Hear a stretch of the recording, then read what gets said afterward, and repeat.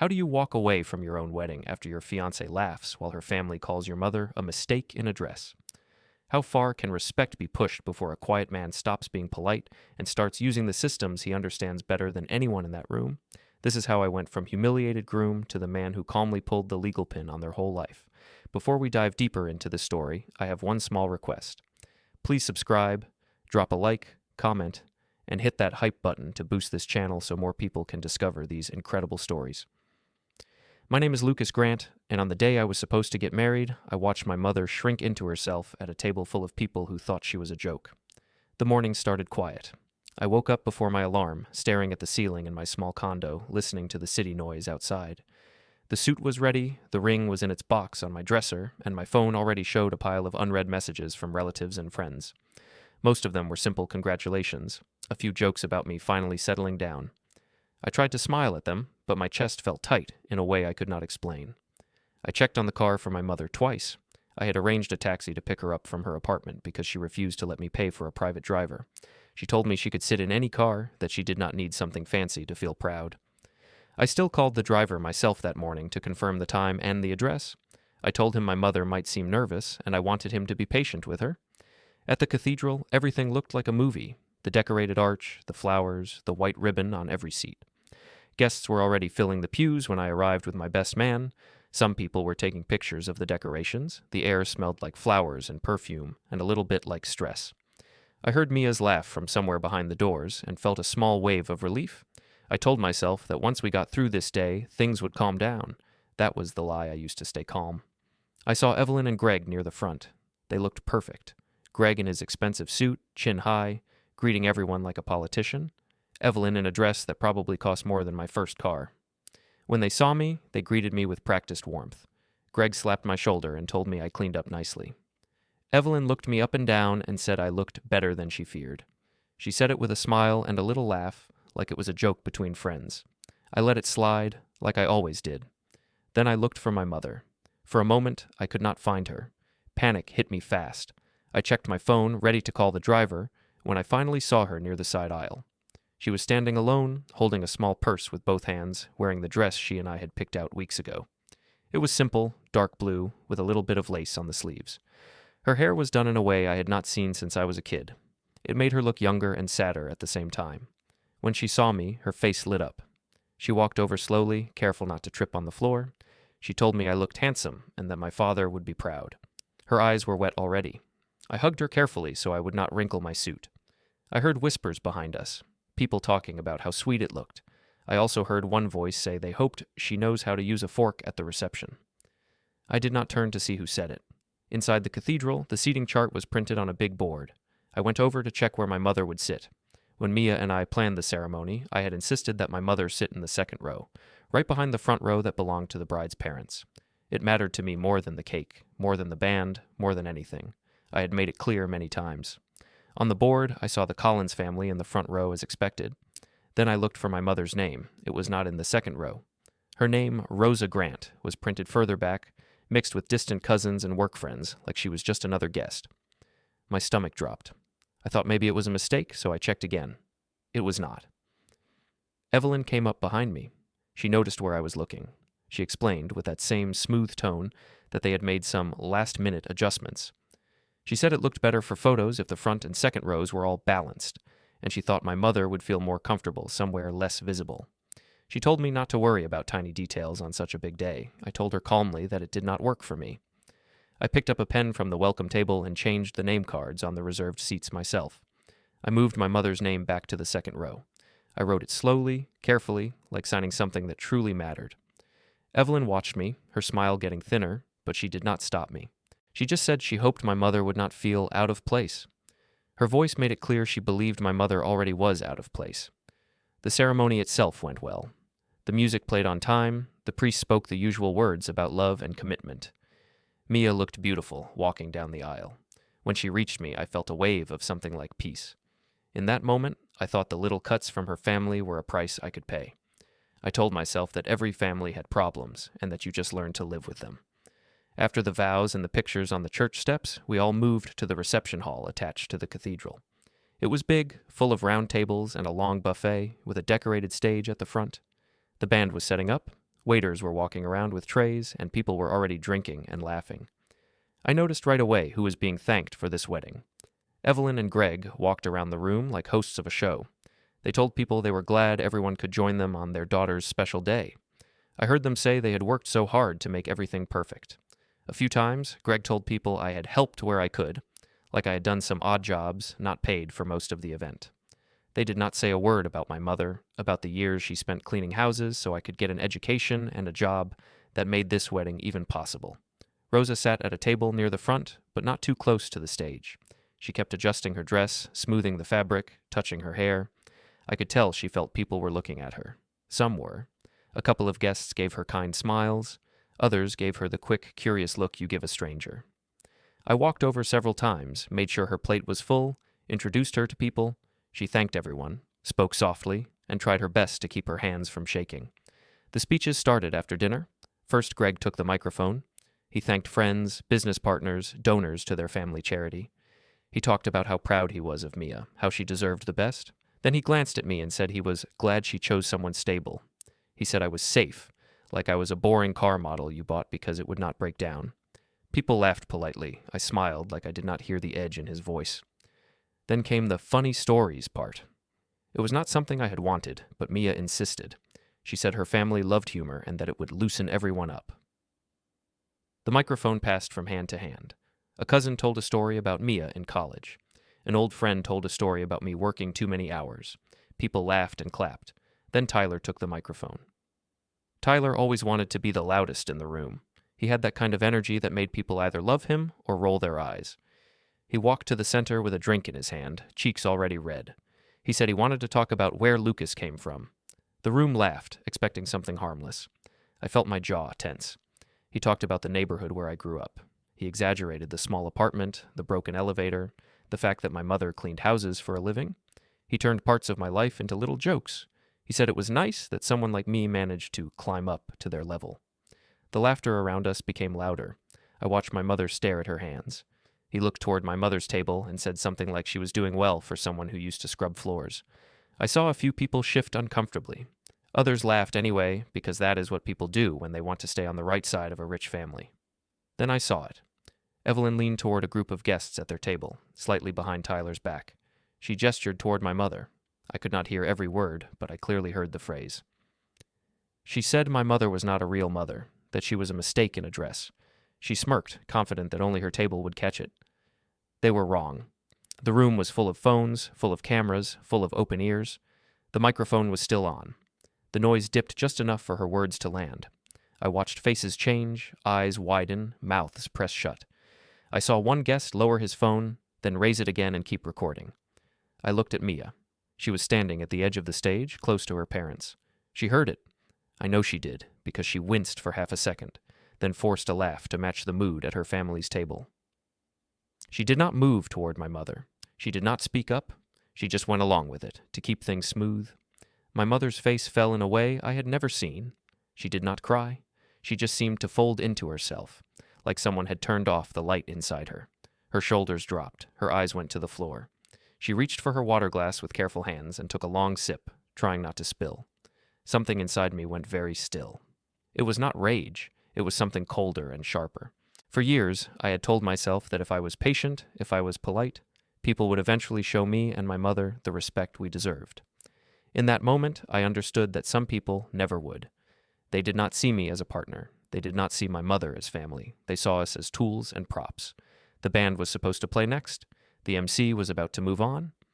I walked to the stage and held out my hand for the microphone. Tyler, surprised, handed it to me. The room got quiet, thinking I would tell a story or make a joke to smooth things over. I could feel every eye in the place on me. I did not joke. I said, in a calm voice, that I could not marry into a family that insulted my mother in front of 204 people. I said the wedding was over. I said there would be no second chance, no postponement, no small private ceremony later. I said this was not about money or pride, but about basic respect. The words came out steady. My hands did not shake. There was a sharp silence. Then voices rose all around me. I heard Mia say my name from behind me, her voice full of shock. I heard Evelyn say I was overreacting. I heard Greg say we should talk about this in private. None of that mattered. I walked off the stage and went straight to my mother's table. She looked up at me like she was the one at fault. She whispered that I did not need to do this for her. I told her softly that I was not doing it for her. I was doing it for me because I could not live with myself if I stayed. I helped her stand, took her coat, and put it over her shoulders. People moved out of our way without a word. Some tried to meet my eyes, then looked down. Others stared openly, phones still in their hands, recording everything. Somewhere behind us, the band stopped playing. The laughter died completely. We walked through the hall together, mother and son, past the flowers and the tables and the decorations that suddenly looked cheap. My whole wedding fell apart behind my back, and I did not turn around. When we reached the doors, the cold air from outside hit us. I felt my phone start to vibrate in my pocket. Once, twice, then over and over.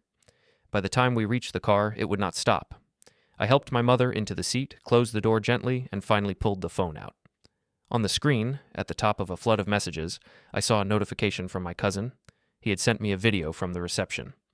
The thumbnail showed Evelyn leaning toward her table, her mouth half open mid-comment, my mother blurred in the background. The message under the video said that he thought I might want this because you could hear everything that was said. That night, after I dropped my mother at her apartment and made sure she was safely inside, I drove home in silence. The city lights blurred at the edges. I do not even remember the turns I took. My mind kept replaying that moment at the reception, over and over, like a loop I could not stop. When I walked into my condo, the first thing I saw was the stack of wedding gifts against the wall. Boxes wrapped in silver paper, some with shiny bows, some with cards pinned to them. Mia's jacket was still on the back of a chair where she had left it during our last planning session. The apartment smelled faintly of the flowers she had brought a few days before as a test arrangement. It felt like walking into a showroom of a life that no longer belonged to me. I took off my tie and tossed it onto the couch. My phone was still buzzing, notifications stacking up faster than I could read them. I finally sat down, opened the message from my cousin, and pressed play on the video. The sound of the reception filled my living room. Glasses clinking, people laughing, the microphone amplifying Tyler's voice as he joked about my childhood. I watched the screen as if it were someone else's life. Then the camera jerked slightly, and Evelyn's face came into view. The phone was close enough that her words were sharp and clear. I heard her call my mother a mistake in a dress. I watched her smile after she said it. I heard the laughter at the table. I watched Mia in the background, covering her mouth with her hand, shoulders shaking, pretending it was all in good fun. When the clip ended, I sat there with the phone still in my hand.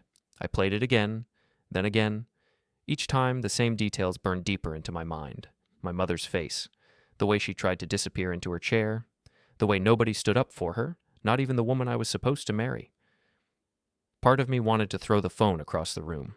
But another part of me, the part that made me good at my job, just watched quietly and took mental notes. Who was standing where? Who laughed? Who looked uncomfortable? Who lowered their eyes? I thought back to the first time I met the Collins family. It was 3 years earlier, at their mansion in the suburbs. Mia had been nervous about it. She told me her parents could be intense, but that they would love me once they saw how stable and reliable I was. I joked that I would bring a spreadsheet to dinner. She laughed and kissed my cheek, saying her father liked numbers. The house had looked like something from a magazine. Perfect lawn, big glass doors, a foyer with high ceilings, and a staircase that seemed to go nowhere. I remember holding a bottle of good wine in my hand, feeling suddenly aware of my cheap shoes and the fact that my suit was off the rack. When Greg opened the door, he shook my hand with a grip that was a little too firm. He studied my face like he was reading a resume. At dinner, he asked about my job. When I told him I was a contracts manager for a development firm, he seemed impressed at first. He asked about some big projects we had done. Then he asked where I grew up. When I told him, he raised his eyebrows and made a comment about how interesting it was that someone from that area had reached this level. He did not say it was impossible. He just said it in a tone that made it clear he thought it was unlikely. Evelyn smiled all through the meal. She called me polite and safe. She said a man like me was good for Mia because I would not give her drama. She meant I would not push back. She asked about my parents, and when I said my father had passed away years ago and my mother worked cleaning houses, she tilted her head and said that it must have been character building. She said it like she was talking about a workout. After we left, Mia told me her parents really liked me. She said they were just a bit blunt sometimes. I told myself they came from a different world and did not know how they sounded. I did not want to start a fight over a few careless words. It did not happen all at once. It never does. It was small things, spread out over years, that built this quiet mountain of disrespect. There was the time during wedding planning when Evelyn called me to talk about my mother's look. She said Rosa seemed sweet, but did not exactly know how to dress for events like this. She offered to send a stylist to my mother's apartment to pick something appropriate and flattering. The way she said it told me what she really thought of my mother's own choices. I told her my mother and I had already picked a dress together. She paused and said she hoped it would not look out of place next to the rest of the party. I heard the word rest like a wall. My mother on one side, everyone else on the other. There was the menu tasting, where Greg joked that my mother might not know how to pronounce half the dishes. There was the moment when Mia asked if I was sure I wanted the mother-son dance because it might slow down the energy and make people cry awkwardly. She suggested we shorten it or hide it somewhere early in the evening before everyone arrived. Every time, I pushed back a little. I insisted my mother have a proper seat, a proper dance, a proper dress. Every time, they agreed in the end, but with eye rolls, with side comments, with the kind of patience you use for a stubborn child. I told myself the result was what mattered. I told myself my mother would get her moments, and the rest I would just let go. Sitting alone in my condo that night, I saw all those moments lined up in my head, like a row of warning signs I had ignored. The video of Evelyn's words at the reception was not a surprise. It was a conclusion. I put the phone down and rubbed my hands over my face. My reflection in the dark TV screen looked tired and older than 39. For years, I had believed that if I was kind enough, reasonable enough, useful enough, people would eventually treat me and my mother the way they treated their own. That belief died in that banquet hall. I needed to see my mother. I grabbed my keys and went back out into the night. Her apartment was small, above a laundromat that stayed open late. The hum of the machines and the smell of detergent were part of the air she breathed every day.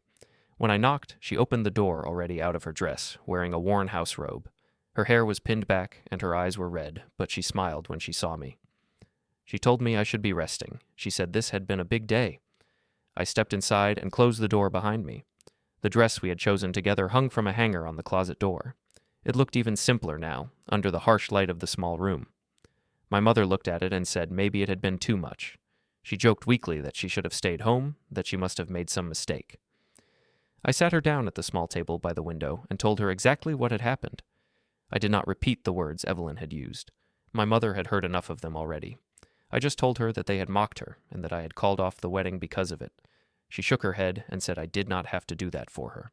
She said people like them did not understand people like us, and that it had always been this way.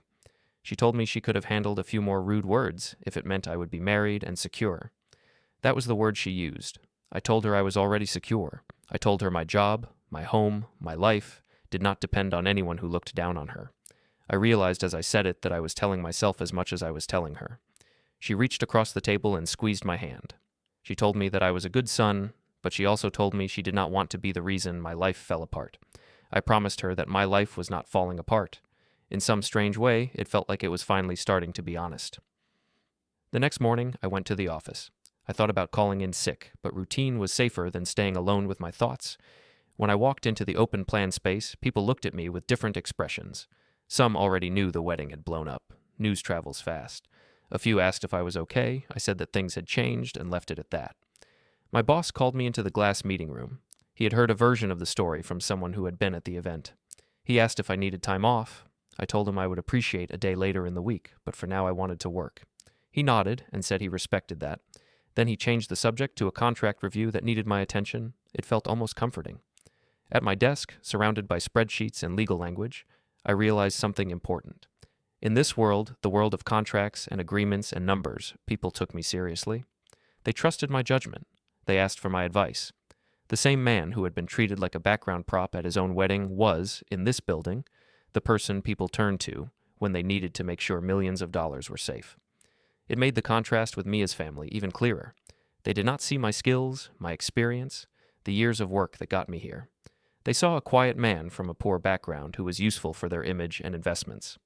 At lunch, I went back to my condo. I needed a shower and fresh clothes. When I stepped into the living room, my laptop screen lit up from a notification. I walked over, expecting another message about the wedding. Instead, I saw a calendar reminder in the corner of the screen. Monday, meeting, update Grant Family Trust after wedding. I had forgotten about it. Years ago, when my father died, he had left a trust in my name. It held savings, some property, and investments, including a stake in a few companies. He had built it over a lifetime of saving every spare bit of money from his job. I remembered sitting with Aaron, my friend who had become my lawyer, as he explained how it worked. At the time, Aaron had suggested adding language to protect me if I ever married someone who tried to use me or my family. He called it respect conditions. I had laughed and told him he was being dramatic. He had shrugged and said it never hurt to be careful. I agreed mostly because I trusted him, not because I thought I would ever need it. Now the reminder blinked on my screen like a small, steady light. I sat down and opened my email. I scrolled back through old messages until I found one from Aaron with the subject line, "Respect conditions, just in case." My cursor hovered over the attachment. I did not open it yet. I just stared at the words, thinking about my mother alone in her small apartment, about Evelyn's smile, about Mia's nervous laugh at the wrong moment, about Greg's tone when he called me safe. For the first time since the wedding, I felt something settle inside me. Not anger, not grief, just a slow, growing clarity that this was not over and that the next steps would not happen on a dance floor or in a living room. They would happen in offices and meeting rooms and places where words were written down and signed.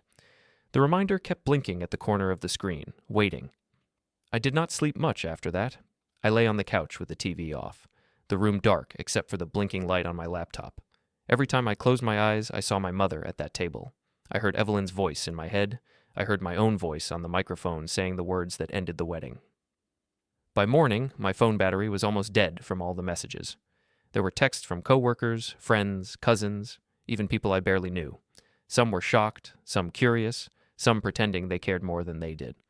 There were messages from Mia too, stacked on top of each other, unanswered. "We need to talk. You overreacted. My parents didn't mean it. You embarrassed us. Call me." I put the phone on the charger and left it on the kitchen counter. I made coffee, drank it in silence, and tried to decide what to do next. Avoiding Mia and her family forever was not realistic. We had shared plans, shared payments, shared ties. There were vendors to deal with, contracts to close, and a whole social circle watching. And there was the trust reminder on my calendar. It sat there like a quiet question. What now? Around mid-morning, Mia called again. This time, I answered. Her voice sounded tired and sharp at the same time. She asked where I was, said her parents wanted to talk. She told me I shouldn't make any decisions while I was emotional. I almost laughed at that word. I did not feel emotional. I felt empty and very calm. She asked me to come to her parents' house. She said they just wanted to clear things up and avoid more damage. The phrase hung in the air. Damage to what? Reputation? Money? Their feelings? She did not say. I told her I would come by that afternoon. We ended the call with a stiff silence. Driving up to the Collins mansion that day felt different from the first time. The house was the same, but it looked less impressive now, more like a stage set. I parked in the driveway and sat in the car for a moment, watching the clean white front door, the perfect lawn, the expensive cars. I thought about all the times I had walked up those steps wanting to be liked. Today, I only wanted to tell the truth. Mia opened the door before I could knock. Her makeup was done, but her eyes were puffy. She stepped aside and let me in without a hug. The air inside smelled like coffee and something burned, like someone had forgotten something on the stove. I heard voices from the sitting room. Greg and Evelyn were waiting on the couch. Tyler sat in an armchair, scrolling on his phone. When he saw me, he put it down, trying to look serious. The whole scene felt like a family meeting with the black sheep, except I was the one who had paid for most of the party they had ruined. Greg spoke first. He said they were hurt and shocked by what I had done. He said I had humiliated them in front of their friends, their extended family, their business contacts. He repeated the word humiliated more than once. It was clear he felt like the victim. Evelyn crossed her arms and said she did not understand how I could walk out on her daughter like that over a misunderstanding. She said people had been calling her, asking what was wrong, whispering behind her back. She said I had made them look like fools. Mia sat at the edge of the couch, hands in her lap. She watched her parents while they talked. She did not interrupt them, and she did not look at me much. I let them speak. I listened carefully, the way I did in meetings when a client tried to blame us for their own mistake. When they were done listing all the ways I had hurt them, I asked one simple question. I asked if any of them were sorry for what they had said about my mother. Silence fell for a moment. Evelyn's mouth tightened. She said it had been a joke. She said she had not known anyone could hear her. She said it was a moment of poor taste, but that it did not mean she did not respect my mother as a person. She used careful words, like someone describing a minor spill, not a deep wound. Greg nodded and said I should not take everything so literally. He said families made jokes at weddings all the time. He said if we all apologized for every off-color remark, we would never talk. He smiled a little, like he was trying to lighten the mood. Tyler glanced at me and shrugged. He said he had been drinking and trying to entertain people. He said the crowd loved it. He added that my mother did not even react that much, as if that made it all right. I asked if any of them had gone to my mother after the speech to check on her. Nobody answered.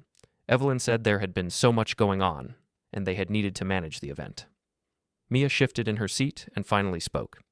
She said she was sorry my mother's feelings had been hurt, but she thought I had blown things out of proportion.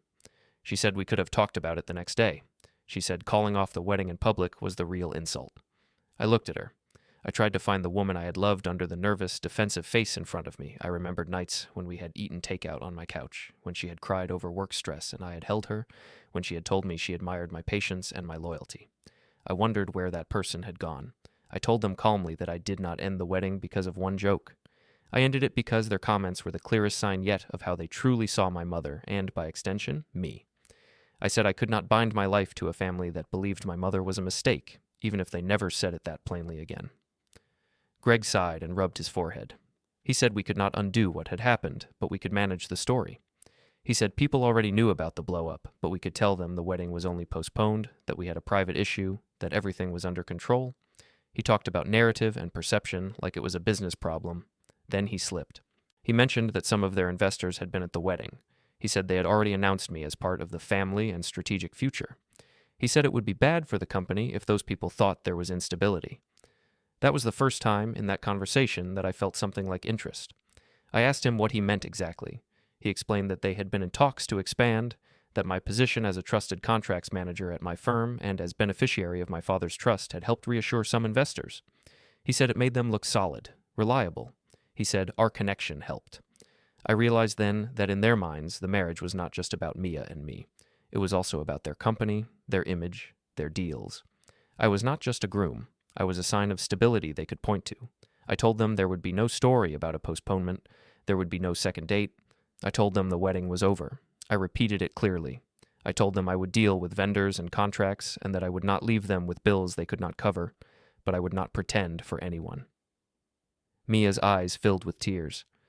She asked me if I really wanted to throw away our future over this.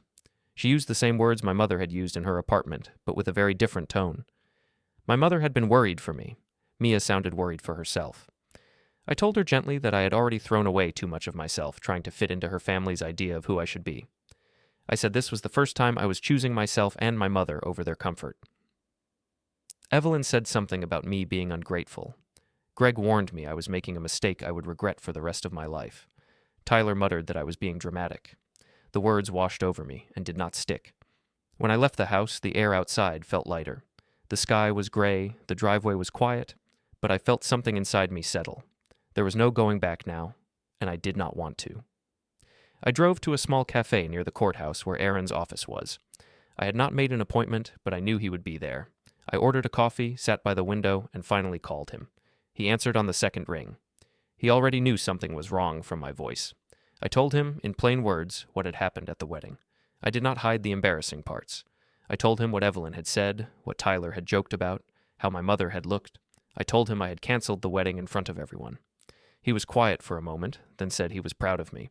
He said most people would have swallowed it and pretended everything was fine. He did not ask if I was sure. He knew me well enough to know I did not make big moves lightly. He reminded me of the trust, of the language he had insisted on years before. He said we should talk in person. He told me to come in on Monday instead of canceling the appointment. He said there might be more I could do than just walk away. When I asked what he meant, he said he would explain with the papers in front of us. He said very simply that my father had left me more than money. He had left me a way to protect myself and my family if people like the Collins ever tried to use us. After the call, I sat at the cafe table for a while, watching people walk by outside. Commuters, parents with strollers, students with backpacks. None of them knew what had happened at my wedding. None of them saw me as the man who had just blown up an expensive event. I was just another person drinking coffee and staring into space. When I got home, I went to the hall closet and pulled out an old cardboard box. It was dusty, with my father's handwriting on the lid. Inside were folders, envelopes, and a worn leather notebook. I found the thick folder labeled Grant Family Trust and Investments and carried it to my small home office. I set the folder on the desk next to my laptop. My phone was there too, plugged in and fully charged now. It lit up as I sat down, a new wave of notifications appearing on the screen. I pressed the power button to silence it, but just before the screen went black, one message preview flashed at the top. It was from my cousin again. This time, it was a screenshot, not a video. A group chat name was visible, one I recognized as the Collins extended family chat. The screenshot showed Evelyn's name above a message about my mother, calling her dead weight they were stuck with.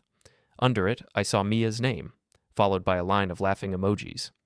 The screenshot sat on my phone screen like a small, bright poison. I stared at it for a long moment before I opened the full image. At the top was the Collins family group chat name. Below it, Evelyn's message, complaining that my mother had dragged the mood down and that they were stuck with dead weight from his side. She added that she hoped I would grow a spine and control my people before the gala. Under that, Mia's reply. Just rows of laughing emojis. There was no shock, no disagreement, no defense, only laughter. I saved the image without saying a word. Then I put the phone face down on the desk and opened the folder in front of me. The Grant family trust documents were dense, full of legal language and numbers. I was used to that kind of thing. My work depended on reading long, boring contracts without missing the one sentence that mattered. Seeing my own name and my father's handwriting on some of the notes made it feel different, though. I flipped through pages until I found the summary Aaron had given me when my father died. It listed assets, investments, and conditions. I remembered sitting in Aaron's office years ago, numb from grief, nodding while he talked about long-term security and protection. Back then, Aaron had insisted on building in clauses about my future. He had known me since university. He knew I cared more about my mother's comfort than about my own lifestyle. He also knew that not everyone who smiled at me would have good intentions. He had used phrases like inheritance safeguards and respect conditions.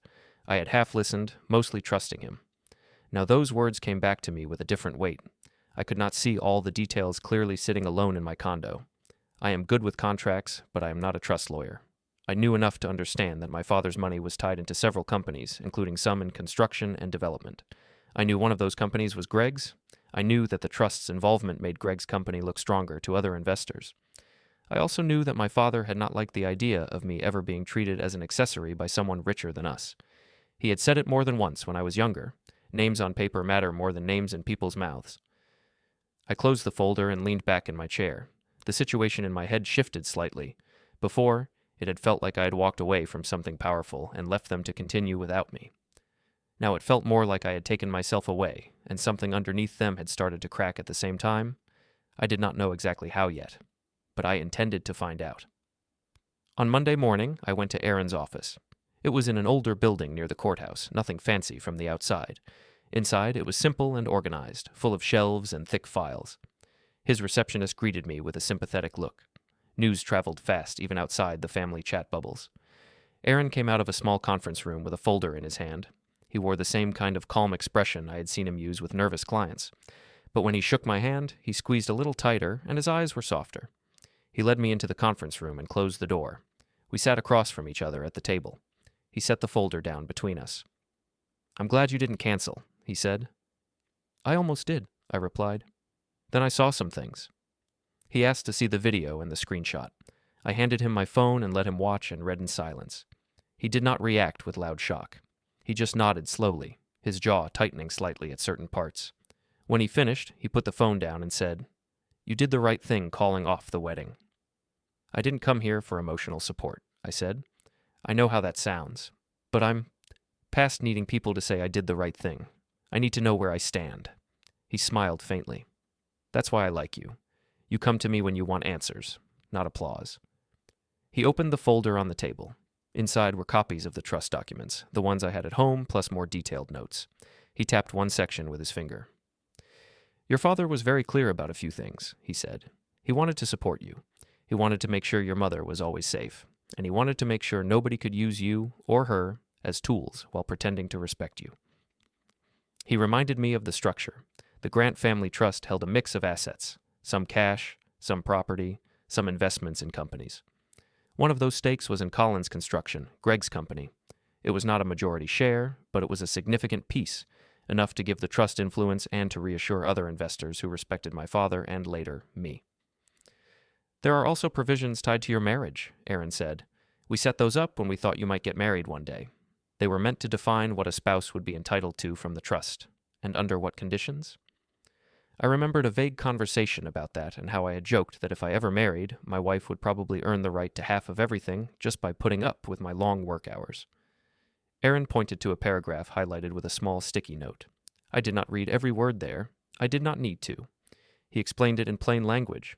If a spouse or their direct family publicly disavows, humiliates, or treats as inferior either you or your mother, he said, the trustee, you and the co-trustee, have the legal right to block any spousal benefits and, if necessary, redirect certain assets away from that connection. You don't have to fight them in court after the fact. You just have to document what happened and make a decision. I let that sink in. The room felt very quiet. I could hear the faint hum of traffic outside the window. So what you're saying is, I replied slowly, if I had married Mia after all this, and they kept treating my mother like this, I could have stopped them from touching anything from the trust. You can already do that, he said, and more, because the event has already happened, and you didn't go through with the marriage. That gives us a cleaner position.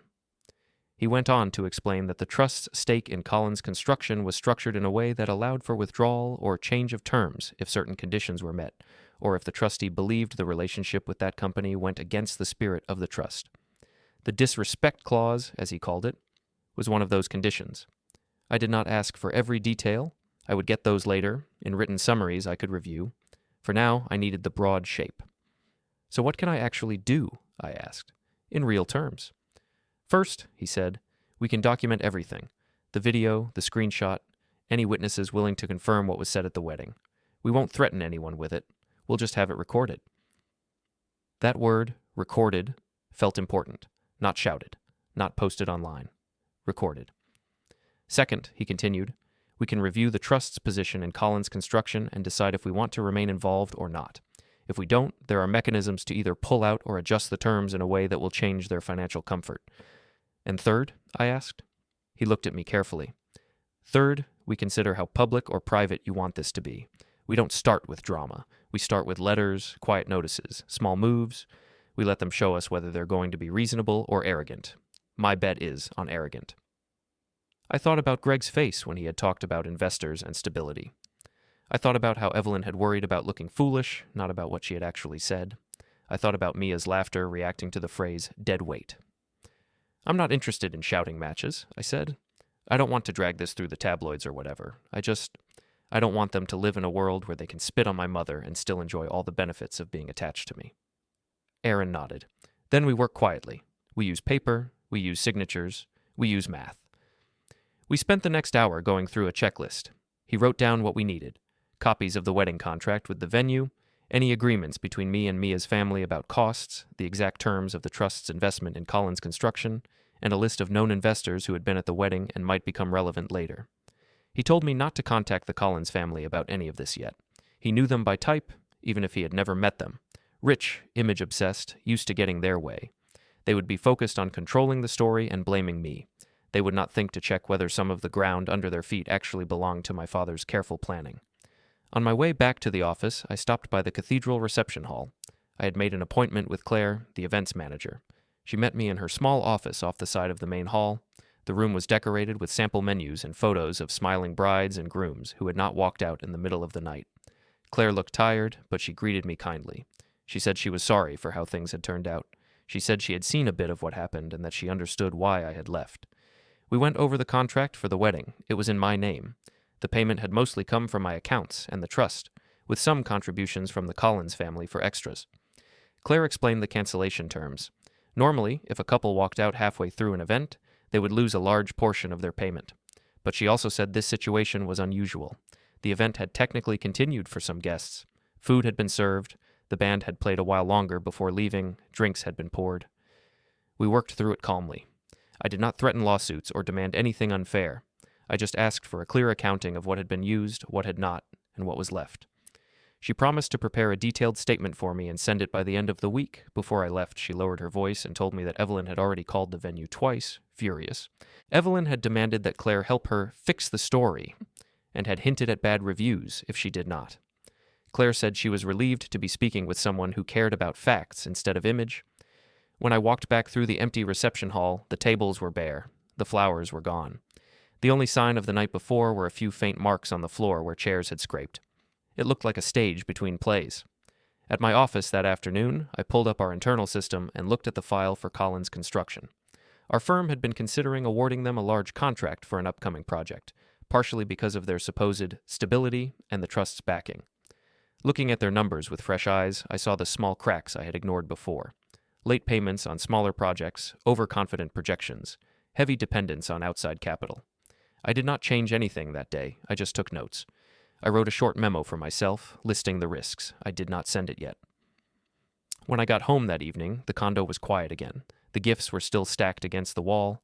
Mia's jacket still hung on the chair. My laptop still showed the calendar reminder, but now I had a new appointment added. Meeting at the bank trust office later in the week. I sat back at my desk and took out the cardboard box one more time. I placed the Grant Family Trust folder on the left, my phone in the middle, and a blank notepad on the right. I wrote 3 words at the top of the page. What I control. Under that, I began to make a list, my own accounts, the trust, the contracts in my name, the vendor agreements, my position at my firm, my knowledge of how deals worked, the video, the screenshots, the fact that some of Greg's investors had already seen what his family was really like. As I wrote, my phone lit up again. I ignored the buzzing until curiosity made me turn it over. It was an email this time, not a text. I opened it. The sender was Mia's cousin, the one who liked to call himself a legal advisor. The subject line mentioned damages and reputational harm. The body of the email was full of heavy words and vague threats. He suggested that I might be responsible for emotional distress, for lost deposits, for the public embarrassment the Collins family had suffered. He mentioned potential legal action if I did not cooperate in presenting a united front. I read it twice, then I forwarded it to Aaron with a simple line. For your records. The next few days moved slowly on the surface, but underneath, everything was shifting. Aaron replied to the email from Mia's cousin with a short message. Got it. Empty threats. We'll log it. That was all. No long speech, no rant, just calm, steady words. It matched the way I felt. Whatever panic they hoped to create just slid off me. We set a date to meet at the bank where the trust was managed. The appointment sat in my calendar next to normal things. Project reviews, a lunch with a coworker, a dentist reminder. It looked small there, but I knew it wasn't. In the days before that meeting, I kept my life as normal as I could. I went to work, answered emails, joined conference calls. People glanced at me with curiosity, but nobody pushed too hard. A few colleagues asked quietly if I was okay. I told them I was. For once, it wasn't a lie. At lunch, I sometimes walked around the block and thought about the strange shape my life had taken. On paper, I was steady. Good job, secure housing, enough in savings, my father's trust as a safety net. In another world, the wedding would have gone ahead, and I'd be attending dinners at the Collins mansion, nodding along as they made small comments about my mother, pretending I didn't hear. Instead, I was preparing to walk away from all of that and take something with me they hadn't even realized they were standing on. The bank meeting came on a Thursday afternoon. The building was tall and cold, all glass and stone, with a quiet lobby that made everyone lower their voices. I checked in at the front desk and rode the elevator up to a floor with heavy doors and thick carpets. A trust officer met us in a small meeting room. She was polite and serious, with a calm smile. Aaron did most of the talking. He introduced me formally, even though the officer already knew my name from the files. We sat down around a polished table with a small pitcher of water in the middle. The officer brought out a stack of documents and a tablet. She explained the normal things first. Portfolio performance, general updates, standard options. It was the kind of meeting most beneficiaries would have once a year and then forget about. Then Aaron shifted the conversation.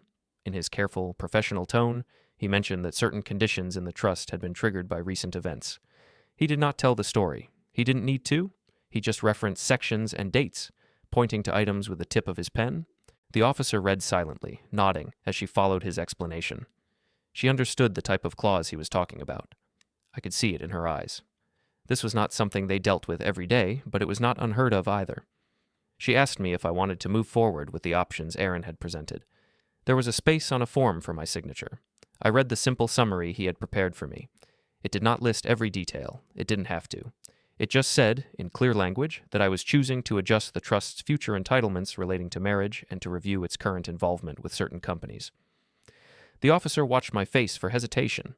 I didn't give her any. I took the pen and signed where she indicated. My hand was steady. My name looked more firm on the paper than it ever looked in my head. We didn't stay long. When we left the building, the air outside felt sharper. Aaron and I stood on the sidewalk for a moment.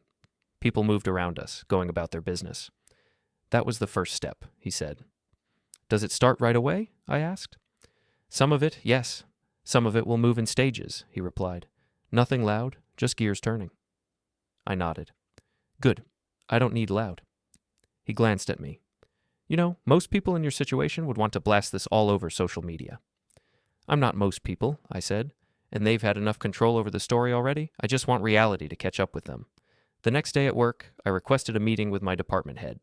We sat in a small glass room, the city visible behind him. I brought notes and numbers, not drama. I laid out the risk factors I had seen in Collins' construction, the late payments, the heavy reliance on external capital, the lack of transparency in some of their reports.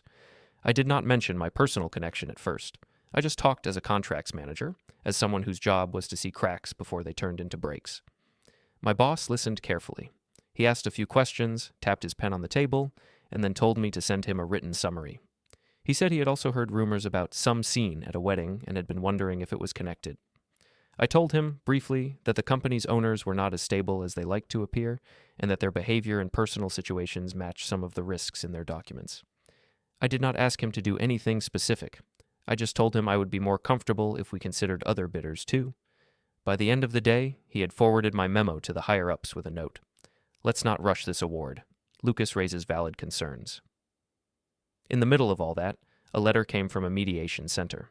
It was not a formal lawsuit. It was an invitation to a meeting with a neutral third party to discuss unresolved issues between me and the Collins family. The letter used soft words, but the meaning was clear. They wanted another chance to push me into accepting their version of events. Aaron advised me to attend, not to agree with them, but to show I was not avoiding conversation. We went together. The mediation center was in a plain building near the courthouse. The waiting area looked like a doctor's office. Plastic chairs, old magazines, a water cooler. A woman at a desk called our names and led us to a small room. Mia and her parents were already inside. They wore serious clothes and serious faces. A mediator sat between the chairs with a notebook in her lap. She explained that this was a safe place to discuss feelings and practical matters. She asked us to stay calm and respectful. I could not help thinking about how much they cared about safe places when it came to themselves, and not at all when it came to my mother. Greg spoke first. He talked about the embarrassment, the money they had spent, the guests they had invited. He said my public announcement had harmed their family's reputation. He repeated that word again, harm. Evelyn said they had been the ones who truly suffered, because everyone was talking about the outburst, not about my mother's supposed sensitivity. She did not repeat the insult, but she did not apologize for it either. She used phrases like unfortunate wording and miscommunication. Mia stayed quieter than the last time I saw her. She said she still loved me and wanted us to find a way forward, but she framed it as for both our families, not for us as people. Then their cousin, the so-called legal advisor, slid a document across the table. It was a draft of an agreement. It suggested that we publicly present the wedding as postponed due to private reasons, that I help cover certain costs, and that we all agree not to disparage each other in public. In return, they would not consider further action. The threat was buried in professional language, but it was there. I did not raise my voice. I did not tear up the paper. I simply pushed it back toward them. "I'm not signing anything that treats what happened to my mother as a minor mistake," I said. "You are not the ones owed protection here." The mediator tried to steer the conversation back to neutral ground. She asked if there was anything I wanted from the Collins family. I said I wanted distance. That was all. Evelyn shook her head, muttering that I was throwing away a good thing. Greg warned me again about consequences. Mia just looked at me with a mix of frustration and something like fear. None of them knew about the documents I had already signed at the bank, about the gears that were already turning quietly. We left without an agreement. The mediator said she hoped we would find a way to heal. I thanked her for her time, not because I believed in that healing, but because she at least had tried to keep the room fair. Later that week, I went to the country club. It was the same place the Collins family used every year for their charity and investor gala. The event was already on the calendar. The invitations had already gone out weeks ago, before the wedding. My name was printed on them as future son-in-law and strategic partner. I knew because one had arrived at my condo, still sitting opened on my coffee table. Greg had mentioned the gala during the argument at their house. He had said we needed to fix things before then. Whether he liked it or not, the gala had now become the place where everything would meet. their image, their investors, and my side of the truth. I asked to speak with the club's AV coordinator. He was a young guy with tired eyes and a polite smile. I told him I was supposed to give a short presentation about the Grant Family Trust's community initiatives at the gala. That was technically true. Months earlier, Greg had suggested I speak to impress donors. The plan had never been finalized, but the staff had us on their schedule. The coordinator checked the notes and confirmed that the program still had a slot for remarks from Lucas Grant. He asked if I had a slideshow or any media. I said I would email it in advance and bring a backup on a USB drive. He seemed relieved. Speakers who came prepared made his life easier. I went home and sat in front of my laptop. The presentation software opened with a blank slide. I did not fill it with complicated designs. I kept it simple. A title, a date, a few key images and lines of text, nothing that required me to shout, nothing that could be called rumor or gossip. Only things that already existed. Video clips, screenshots, a few sentences describing facts. When it was done, I saved it under a neutral name and sent it to the AV coordinator, saying I looked forward to the event. Then I copied it to a small USB drive and put the drive in the same drawer as my passport and other important items. That night, I went to see my mother. Her apartment was as small and neat as always. She had made soup and insisted I eat with her. We sat at the table, the same one where she had apologized for ruining my day. She asked how I was. I told her the truth, tired but clear. I did not explain everything I had done. I did not talk about trust clauses or investors or presentations. Those were my tools, not hers. Instead, I told her I was going to an event with Mia's family soon, and that it would probably be the last time I ever saw them in the same room. She looked worried. She asked if I was going there to fight. I shook my head. No shouting, I said. No fighting. I'm just going to say what needs to be said, in the place they care about most. She reached across the table and touched my hand. I don't want them to hurt you again, she said. They won't, I replied. Not this time. On the night of the gala, I put on the same suit I had worn to the wedding. It felt different now, not like a costume, but like armor. I checked that the small USB drive was in my pocket, even though I knew the club already had the file. The country club parking lot was full when I arrived. Warm light spilled from the entrance. I could hear music from inside, the muffled sound of a band trying to make rich people feel relaxed. Guests in formal clothes walked past me, laughing, adjusting their ties and dresses. I walked through the doors into the lobby. Staff members greeted me politely, checked my name off a list, and pointed me toward the ballroom. I could see people recording little videos on their phones, taking pictures of the decorations, the stage, the banners with the Collins name on them. At the entrance to the ballroom, an event host with a microphone handed me a printed program. My name was there, near the middle. Remarks from Lucas Grant. I traced the letters with my thumb. As I stepped into the room, the lights dimmed just a little for the start of the formal program. The big screen at the back of the stage glowed with the club's logo. The AV coordinator caught my eye from his station and gave me a small nod, letting me know everything was ready. Somewhere in the crowd, I saw Greg shaking hands with a group of men in suits. Evelyn stood near a table of donors, smiling brightly. Mia was by the bar, talking to someone, her back to the stage. The host's voice came over the speakers, welcoming everyone to the annual Collins Charity and Investor Gala. People clapped, glasses clinked, phones were already out, ready to record.